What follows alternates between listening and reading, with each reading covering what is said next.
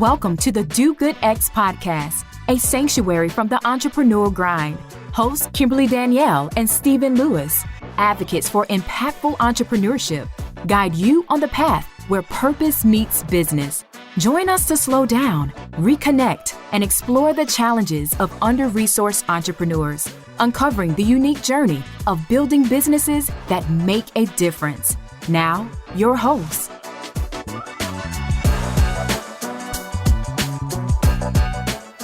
Welcome to the Do Good X podcast. My name is Stephen Lewis, and I'm a catalyst for positive change in communities and businesses. And for over 2 decades, I've inspired leaders and entrepreneurs to live and work on purpose with intention, faith, and a commitment to the well-being. And I am delighted to be joined with my co-host, Kimberly. Hey, Kimberly. Hi, Stephen, and welcome everyone. I am Kimberly Danielle, and I am a community builder, a coach, and a communication strategist who comes from generations of faith-driven leaders and entrepreneurs who believe that our purpose should drive us to contribute to the common good. Welcome to today's episode. Today, we're really going to be talking about passion, the focus of our businesses, and the problem or challenge that you aim to address through what you're creating in your business. Now, I know that passion is what often gets many people into entrepreneurship. And these days, let's keep it real, some people are just burnt out from the corporate grind, and they combine that with something they actually care about, and that sets them off on the trajectory of entrepreneurship. But passion and caring about something doesn't always tell you what your business idea should focus on. It tells you that you care about something, that you're interested in it, that it might be a thing, but it might also not translate into something that's viable and profitable. And so, it's so important to really not only hold our passions, but also hold what is actually needed. What do people want? What is going to solve an actual problem that people are experiencing or a desire that people want? I'll also add into that. And it's something that people are willing to pay for. It makes me think about a couple of examples that Steve and I have both experienced through our work in Do Get X. So I'm also curious to hear from you, Stephen, from your perspective. But think about the first example of someone who participated in one of our programs early on and really wanted to create a space that builds community and provides practices to unlock people's untapped creativity. It was really arts focused, community focused, creativity focused, but it turned into just a passion project, and not even a side hustle. I would say a passion project that gave this person life and also met a need in the community, but it was not something people were willing to pay for. And then I contrast that with another person who participated in one of our programs, whose business focuses on supporting and employing women survivors of domestic violence and abuse. This was something that they were passionate about because it was a story that was so closely bound to their journey, but it also translated to what they saw in the community. Then there was something there. She developed an MVS, or a minimum viable solution, to test. And people were interested in supporting it. And it's now turned into a profitable business. And she's since launched a second social venture. Stephen, given those two examples, what might you say from your perspective around, passion, problem, profitable businesses for entrepreneurs who are listening in? Yeah, I think, it's always good when you can find the intersection between your passion and a problem.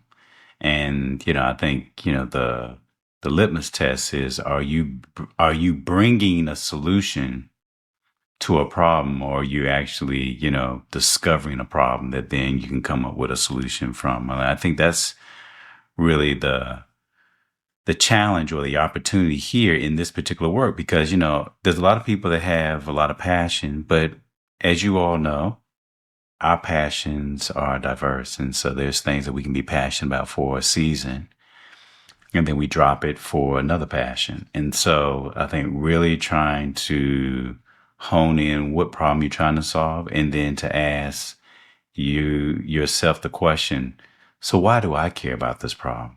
What in my story ties into this particular problem? Again, find the intersection between your passion and problem, I think, is the real sweet spot when you think about building businesses for good.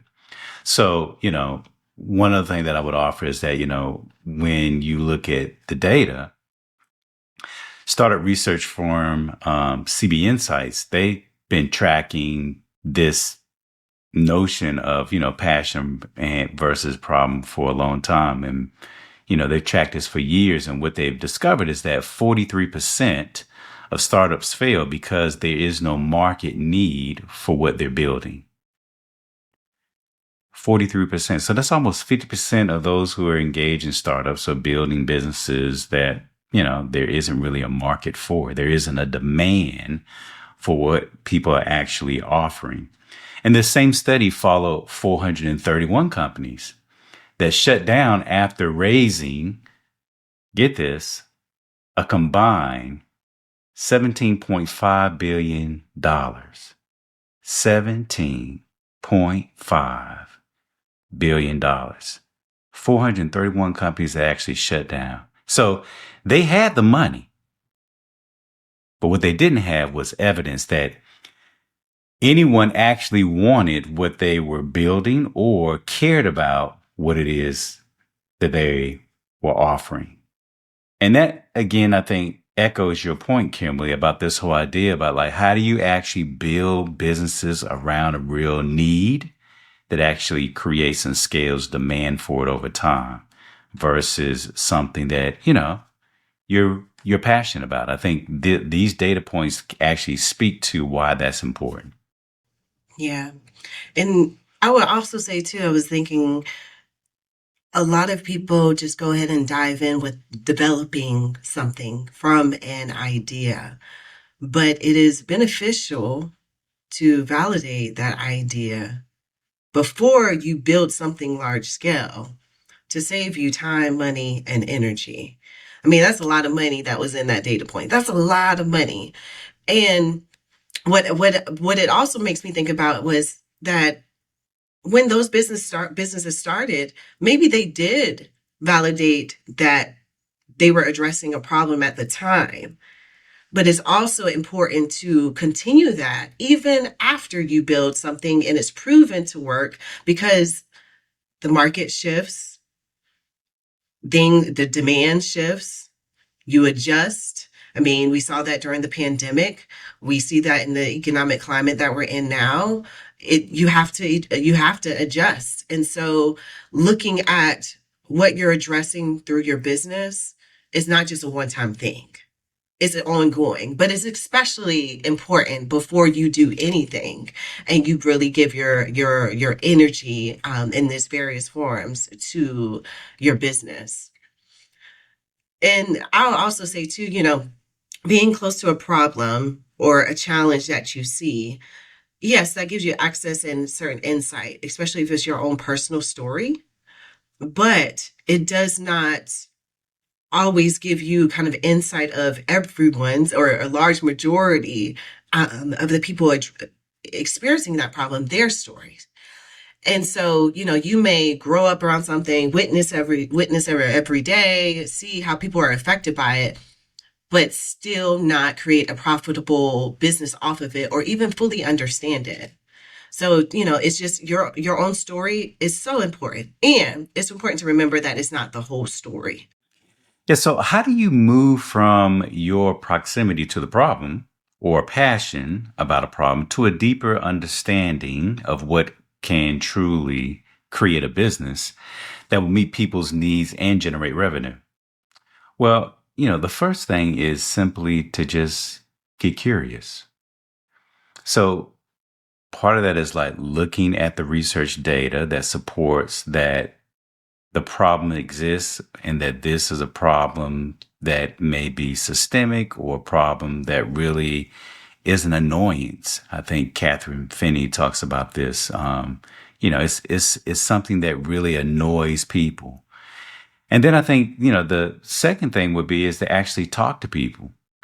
And in your effort to talk to them, what's important is to determine what people will lose or fail to have access to, or to this particular, to a solution, or should this problem not be addressed or solved?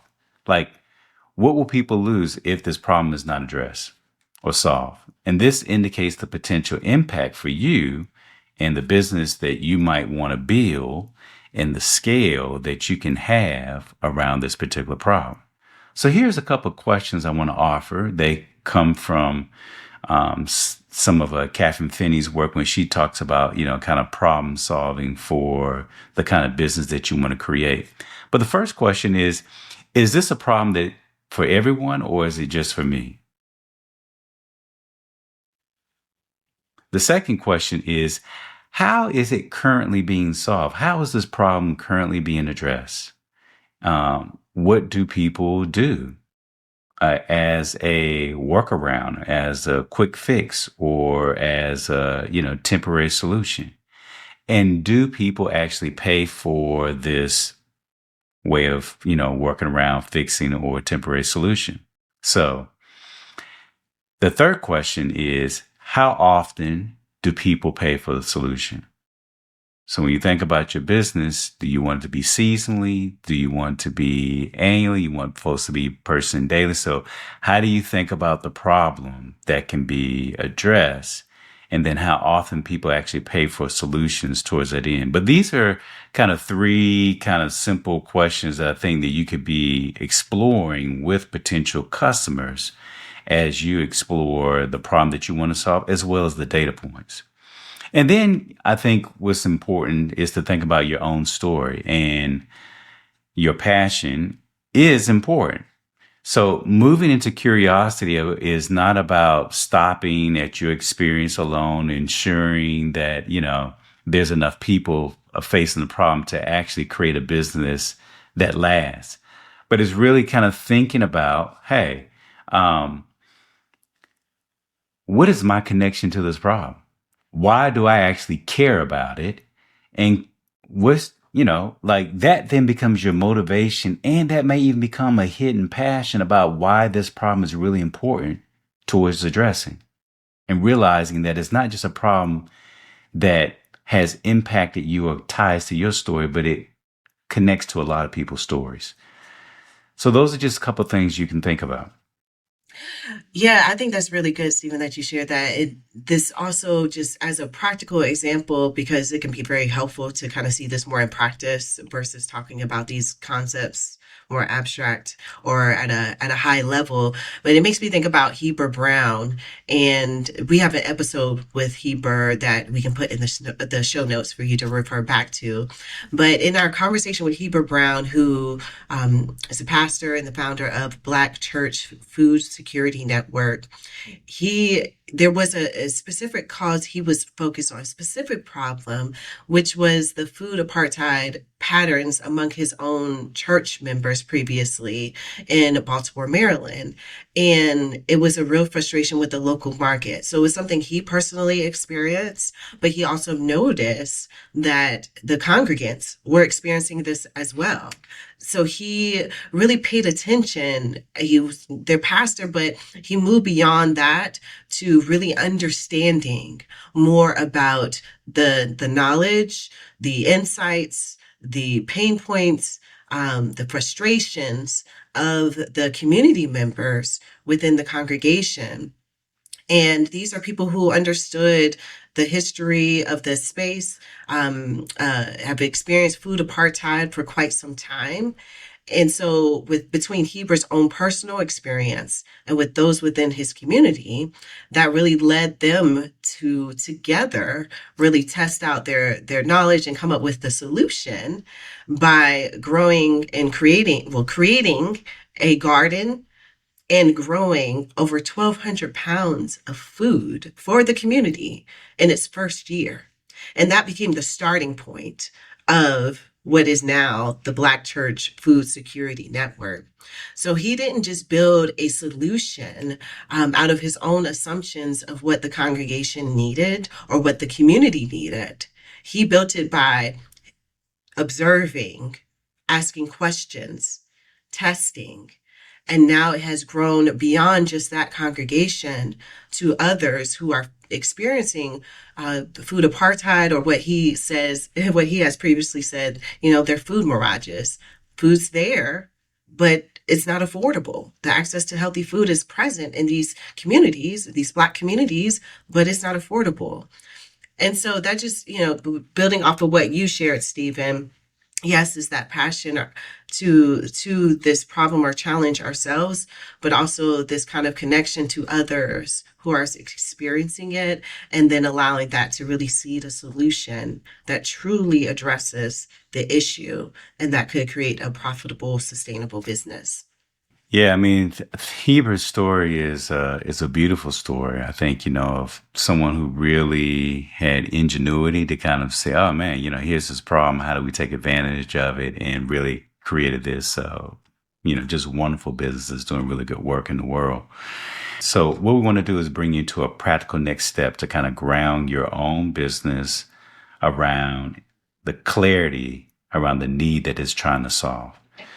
So I'm going to give you a statement that I want you to kind of complete, filling in the blank. So complete this statement as succinctly and clearly as possible. The problem that I want to solve is fill in the blank. And then the customer that I want to serve needs or desires, fill in the blank, because fill in the blank. So take this statement and work with it in terms of your business. And then afterwards, I want you to take this statement to at least 5 people who are closer to the problem than you are, and ask them if it's true, and listen to their feedback. Then, while you are ultimately wanting to hear from as many more people through a customer discovery process, this becomes the beginning of your validation. And this is important because, this becomes the difference between you, the founder who builds on evidence, versus you, the founder who builds on, hey, I think I got a great idea. Yeah, I think that those two statements, one, it allows us to clearly name the problem that we're addressing, and then it also makes clear in our minds, or what our intention is, what the problem is that we are addressing for that particular customer. What is it that they actually need in this moment? And why do they actually need it? Taking it to people is going to, either confirm or affirm what it is that you believe, or it's going to tell you something differently. Either way, it's not a failure. It's really a success, because that can guide you into what you do next. So I would just say, in general, our passions can turn into profitable businesses, but it's not always going to turn into a profitable business. What's important is also to look at the problem and the people that are experiencing that problem, and if they're going to pay. I'm saying a lot of P words. Because people who pay, problem, combined with your passion. That's right. People pay for problems. Yes. So, that these are the pieces to really pay attention to, especially before you even start a business and really put in that work. So I just hope that this episode has just given you some questions to consider, a practical next step you can take to really start off in a stronger way toward the business that you hope to create. And if you've been in the entrepreneurship game for a while and you decide to listen through this episode, but the problem that you had starting at the at the beginning of your journey, it may have shifted a little bit, and you need to refine it in order to explain it a little bit more clearly. If you are ready to have a space to gain some clarity alongside real support for you, a community, a space of connecting to yourself, and even building upon the foundation of your business to explore storytelling, sales, and marketing systems, we have our Do Good X Mastermind retreat coming up this October in Atlanta. And right now, our applications are open, and we want you to check it out. You can go to dogoodx.org/mastermind retreat, and we'll also include that link in our show notes. We hope that you join us there. And if not, at least join us again on another podcast episode. And until then, be well and do good. Thank you for listening to the Do Good X podcast. To continue the conversation or access our resources, visit www.dogoodx.org. Join us again for conversations that will nourish your soul, ignite your dreams, and empower you to build an impactful business, one intentional step at a time. Until then, keep striving, thriving, and doing good.